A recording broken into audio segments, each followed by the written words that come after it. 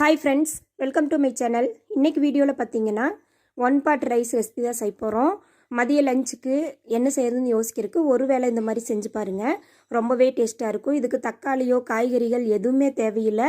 ஆனால் ரொம்ப ரொம்ப சூப்பராக இருக்கும். வாங்க எப்படி செய்யணும்னு பார்க்கலாம். வீடியோக்கு போகிறதுக்கு முன்னாடி நம்ம சேனலை புதுசாக பார்க்குறவங்க மறக்காமல் சப்ஸ்கிரைப் பண்ணிடுங்க. கூடவே பெல் பட்டனையும் கிளிக் பண்ணிடுங்க. நம்ம அரிசியை எந்த அரிசி எடுத்துக்கிறீங்களோ அதை அரை மணி நேரம் ஊற வச்சுக்கோங்க. நான் ஊற வச்சுட்டேன். அதை வீடியோவில் காட்டல. ஒரு குக்கர் அடுப்பில் வச்சுட்டு 4 டீஸ்பூன் ஆயில் சேர்த்துக்கோங்க. அரை டீஸ்பூன் போல் கடுகு சேர்த்துக்கோங்க.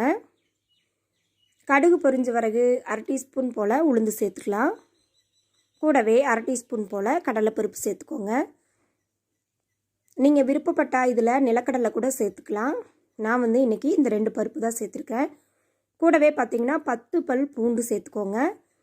கூடவே ஒரு கொத்து கருவேப்பிலை. இந்த பூண்டு கருவேப்பிலையெல்லாம் எண்ணெயிலேயே நல்லா பொரிஞ்சு வரணும். எண்ணெயில் இது வதங்கும் போதே பார்த்திங்கன்னா மனம் ரொம்ப சூப்பராக இருக்கும். இது கூட பார்த்திங்கன்னா ஒரு 10-15 போல் சின்ன வெங்காயம் சேர்த்துக்கிறேன். கூடவே ஒரே ஒரு பெரிய வெங்காயத்தை இது போல் நீளவாக்கில் கட் பண்ணியிருக்கிறேன். அதையும் சேர்த்துக்கலாம். வெங்காயமெல்லாம் நல்லா வதங்கி வரட்டும். இந்த எண்ணெயிலேயே கொஞ்சம் நல்லா வதங்கி வரட்டும். நம்ம காய்கறி இல்லாத நேரத்தில் இது போல் நீங்கள் ஒரு நேரம் லஞ்சுக்கோ இல்லை நைட் டின்னருக்கோ செஞ்சு பாருங்கள். சுட சுட சாப்பிடும்போது ரொம்பவே டேஸ்ட்டாக இருக்கும். இது கூட பார்த்திங்கன்னா காரத்துக்கு நான் 3 பச்சை மிளகாயை 2ஆக மட்டும் கட் பண்ணி சேர்த்துருக்குறேன். இது போல் சேர்த்துக்கோங்க. கூடவே காஞ்ச மிளகாய் 2 கிள்ளி சேர்த்துக்கலாம். சேர்த்து நல்லா வறுத்து விட்டுடலாம். அடுப்பு மீடியம் ஃப்ளேம்லேயே இருக்கட்டும். இந்த ரெசிபிக்கு 1/4 மூடி தேங்காய் வேணும். தேங்காய் நீங்கள் பல்லு பல்லாக கீறிட்டாலும் சரி, இல்லை துருவி எடுத்துக்கோங்க. இப்போ அதுக்கு தேங்காய் பால் ரெடி பண்ணிடலாம். அடுப்பை நம்ம லோ ஃப்ளேம்லேயே வச்சுட்டு இப்போது தேங்காய் பால் ரெடி பண்ணிடலாங்க. நான் 1 கப் அளவுக்கு துருவின தேங்காய் எடுத்துருக்கிறேன். எனக்கு 1 கப் அளவுக்கு தான் தேங்காய் பால் தேவைப்படுது. அதனால் 1 கப் தேங்காய் எடுத்துகிட்டு 1 கப் தண்ணி ஊற்றி அரைச்சிங்கன்னா 1 கப் தேங்காய் பால் உங்களுக்கு கிடைக்கும். நான் எடுத்துருக்கிற அளவு பார்த்திங்கன்னா 1/4 கிலோ அரிசி எடுத்துருக்கிறேன். அதுக்கு இந்த அளவுகளில் செஞ்சிங்கன்னா சரியாக இருக்கும். பாருங்கள், நல்லா வதங்கி வந்துருச்சு. இந்த ஸ்டேஜில் இனி நம்ம கொஞ்சமாக மசாலா பொருட்கள் சேர்த்துக்குவோம். 1/4 டீஸ்பூன் போல் மஞ்சள் தூள் சேர்த்துக்கலாம். 1 டீஸ்பூன் அளவுக்கு குழம்பு மிளகாய் தூள் சேர்த்துக்கிறேங்க. அரை டீஸ்பூன் போல் மல்லித்தூள், 1/4 டீஸ்பூன் போல் கரம் மசாலா, 1/4 டீஸ்பூன் போல் ஜீரகத்தூள் சேர்த்துக்கோங்க. சேர்த்து மசாலா இந்த எண்ணெயிலேயே ஒரு 2 நிமிஷம் போல் வதங்கட்டும். அடுப்பு கண்டிப்பாக லோ ஃப்ளேமில் வச்சுக்கோங்க. அப்போ தான் மசாலா அடிப்பிடிக்காமல் கருகாமல் இருக்கும். இது போல் நல்லா வறுத்து விட்டுருங்க. இந்த ஸ்டேஜில் பார்த்தீங்கன்னா நான் சின்ன நெல்லிக்காய் சைஸ் அளவு புளி எடுத்து முதல்லையே ஊற வச்சுருந்தேன். அந்த தண்ணியை இப்போ இது கூட கரைச்சி சேர்த்துக்கலாம்.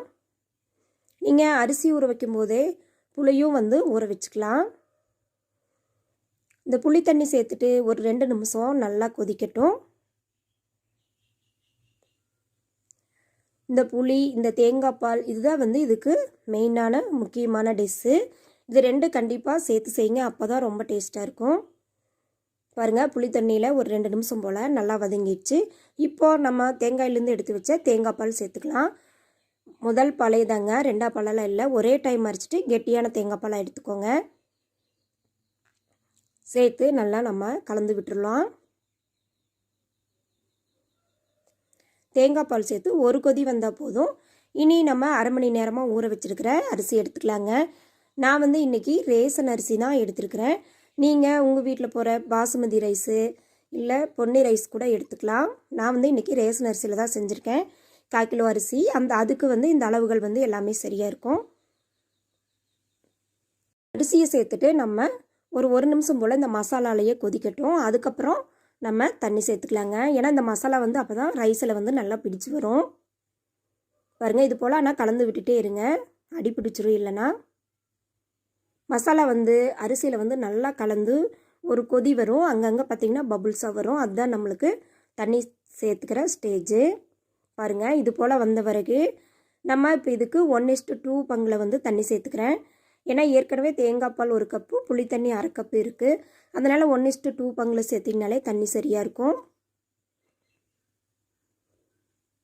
ரேஷன் அரிசினால இப்படி. நீங்கள் வந்து பொன்னி ரைஸ் எடுத்தீங்கன்னா உங்களுக்கு தண்ணி அளவு எவ்வளோ வேணுமோ அவ்வளோ கரெக்ட் பண்ணி வச்சுக்கோங்க.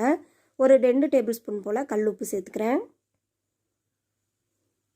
கூட பார்த்திங்கன்னா கொஞ்சம் மல்லி இலை சேர்த்துக்கலாம்.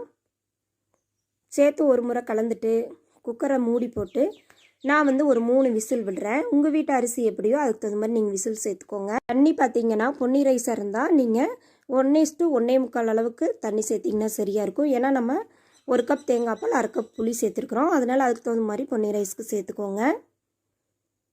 ஒரு 3 விசில் விட்டு இறக்குனிங்கன்னா அருமையான டேஸ்டியான 1 பாட் ரைஸ் ரெடி. ரொம்பவே டேஸ்ட்டாக இருக்கும்.